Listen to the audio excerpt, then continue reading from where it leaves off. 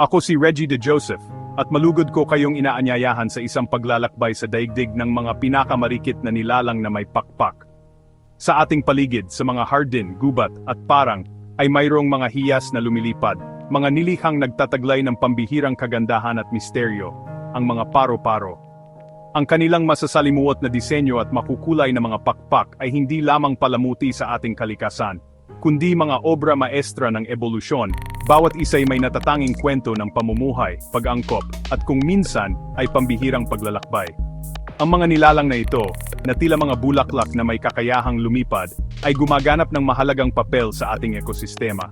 Sila ay mga polinizador, tumutulong sa pagpaparami ng mga halaman, at sila rin mismo ay bahagi ng masalimuot na ugnayan ng buhay bilang pagkain sa iba pang mga hayop. Ngunit higit pa rito, ang kanilang presensya ay nagdudulot ng kasiyahan at pagkamangha, isang paalala ng walang hang pagkamalikhain ng kalikasan.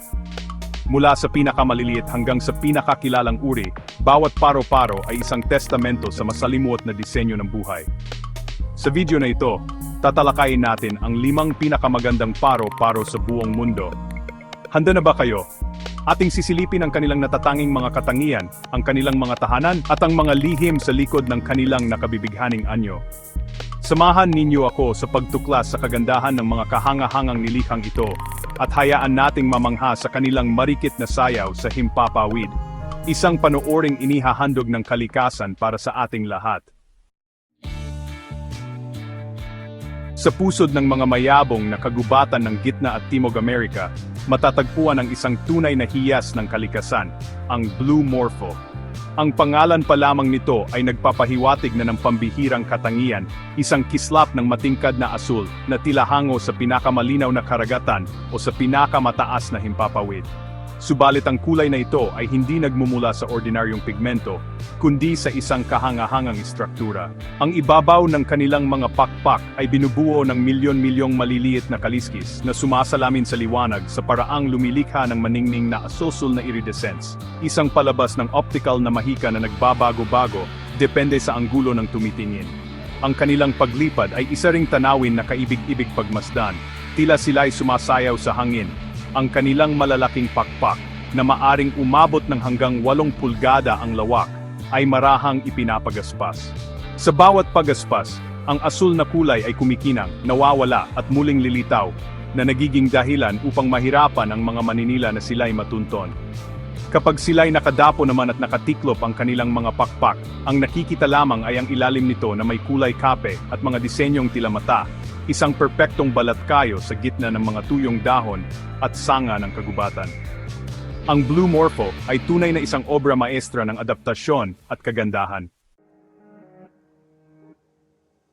Ang monarch butterfly, na may siyentipikong pangalan na, ay marahil isa sa pinakakilala at pinakahinahangaang paro-paro sa buong hilagang Amerika, hindi lamang dahil sa kanyang matingkad na kahel at itim na mga pakpak, kundi dahil sa kanyang hindi kapani-paniwalang taunang migrasyon. Isipin na lamang, ang isang nilalang na kasinggaan ng isang papel ay naglalakbay ng libu-libong milya mula sa Canada at Estados Unidos patungo sa mga kagubatan ng Oyamel Fir sa gitnang Mexico, isang paglalakbay na sumasaklaw sa ilang henerasyon. Ang mga pakpak nito na may disenyong tila stained glass ay hindi lamang palamuti. Ang matingkad na kulay nito ay isang babala sa mga maninila na sila'y hindi masarap kainin. Isang depensang natutunan mula sa pagkain ng mga halamang milkweed noong sila'y mga higad pa lamang. Ang paglalakbay na ito ay isang pambihirang phenomenon sa mundo ng mga insekto. Ang henerasyong nagsasagawa ng mahabang paglipad patimog ay tinatawag na super generation na may kakayahang mabuhay ng mas matagal kaysa sa karaniwang monarch upang makumpleto ang epikong misyon. Pagdating sa kanilang taglamigang tahanan sa Mexico, milyon-milyon sa kanila ang nagkukumpulan sa mga puno na bumabalot sa mga sanga ng tila mga kumot na buhay at kumikislap.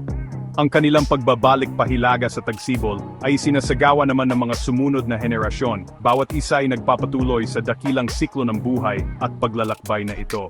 Ang monarch ay isang simbolo ng tibay, pag-asa, at ang mahiwagang koneksyon ng mga nilalang sa kanilang kapaligiran.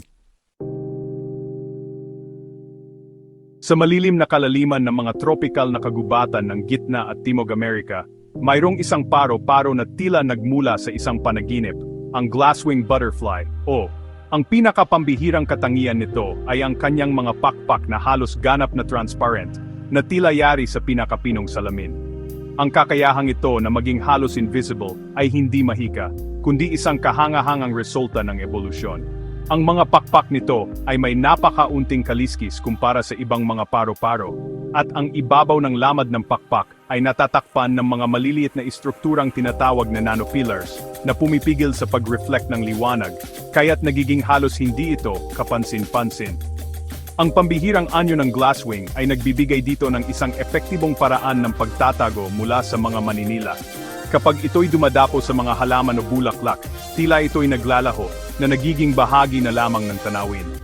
Tanging ang mga ugat sa kanyang pakpak at ang manipis na balangkas na may kulay kape o pula ang siyang nagbibigay ng kaunting palatandaan ng kanyang presensya. Sila ay madalas makitang marahan na lumilipad sa mga madidilim na bahagi ng kagubatan, na tila mga munting espiritong naglilibot. Ang kanilang delikadong kagandahan at ang misteryo ng kanilang halos di nakikitang mga pakpak ay patunay sa walang katapusang pagkamalihay ng kalikasan. Ang mga swallowtail butterfly ay kabilang sa pamilyang Papilionidae, isang malaking grupo ng mga paro na kilala sa kanilang kariktan malalaking sukat at ang katangi-tanging mga buntot sa kanilang mga pakpak sa likuran na siyang pinagmulan ng kanilang pangalan.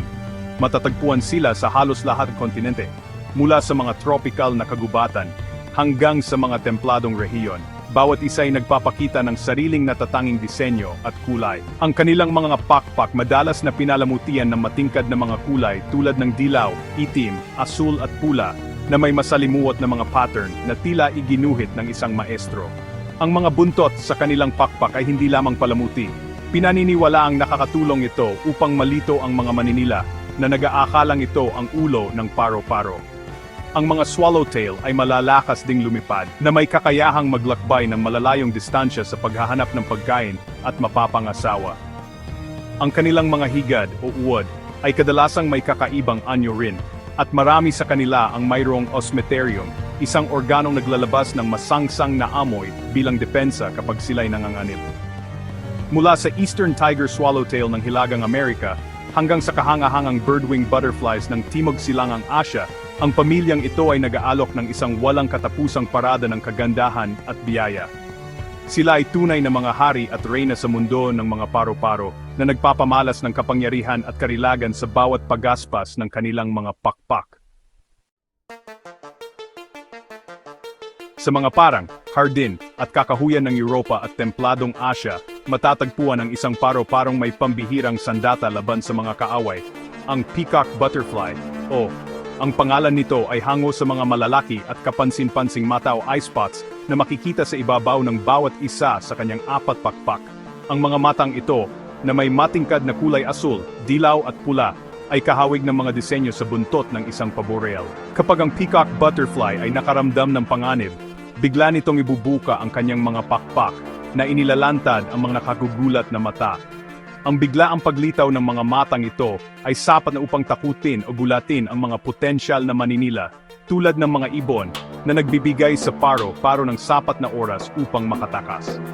Kapag nakatiklop naman ang mga pakpak nito, ang peacock butterfly ay nagpapakita ng isang madilim at halos itim na kulay sa ilalim, na nagbibigay dito ng mahusay na kamuflahe kapag ito'y nagpapahinga sa mga puno o sa mga tuyong dahon. Sila ay kilala rin sa kanilang kakayahang mag-hibernate bilang adultong paro sa panahon ng taglamig, naghahanap ng mga ligtas na lugar tulad ng maguwang sa puno o mga lumang gusali upang hintayin ang pagdating ng tagsibol. Ang peacock butterfly ay isang kahanga-hangang halimbawa kung paano ang kagandahan at estratehiya ay maaring magsanib upang matiyak ang kaligtasan sa isang mundong puno ng hamon. Ang kanyang mga pakpak ay hindi lamang maganda, kundi isang matalinong depensa. At dito nagtatapos ang ating maikling paglalakbay sa daigdig ng 5 pinakamagandang paro-paro. Mula sa kumikinang na asul ng Blue Morpho, sa epikong paglalakbay ng monarch, sa misteryosong glasswing, sa maringal na swallowtail, hanggang sa mapanlinlang na mga mata ng peacock butterfly, bawat isa sa kanila ay nagpakita sa atin ng kakaibang anyo ng kagandahan at kahanga-hangang adaptasyon.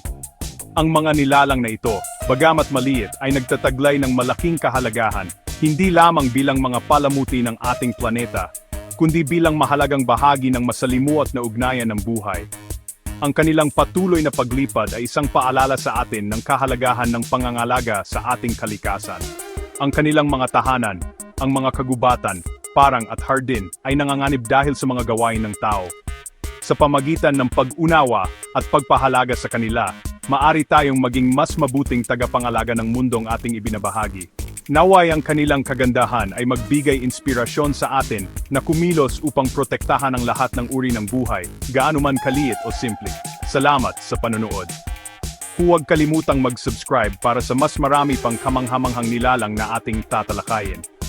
Hanggang sa muli nating pagkikita, naway lagi ninyong mapansin ang mga mumunting himala na kapalibot sa inyo, ang mga hiyas na lumilipad at ang walang katapusang ganda ng ating natural na mundo.